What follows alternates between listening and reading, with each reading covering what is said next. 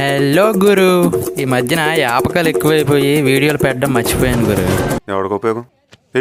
ఈరోజు మన వీడియో ఏంటంటే, మన తెలుగులో మూవీలో కంటెంట్ ఉండి ఆడియన్స్ లేకపోవడం వల్ల అండర్ రేటెడ్ మూవీస్గా మిగిలిపోయిన కొన్ని మూవీల గురించి అయితే చూద్దాం గురు. చూడడానికి సిద్ధమా అంటున్నా.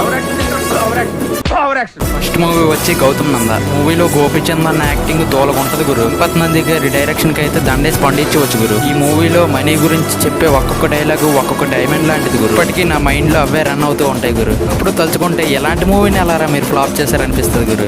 సెకండ్ మూవీ వచ్చేసి బ్లాక్ మాస్టర్ గురు. నీ ఈజ్ అల్టిమేట్ అనడానికి ఈ మూవీ ఒక పర్ఫెక్ట్ ఎగ్జాంపుల్ గురు. దీనమ్మ ఇలా కూడా డబ్బులు సంపాదించచ్చా అన్నట్టుంటాయి గురు ఈ మూవీలో సీన్లు. నెక్స్ట్ మూవీ వచ్చి కేర్ ఆఫ్ కంచరపాలెం గురు. తెలుగులో ఎన్ని లవ్ స్టోరీస్ మూవీస్ వచ్చినా కూడా దీన్ని కొట్టే మూవీ అయితే రాదు గురు.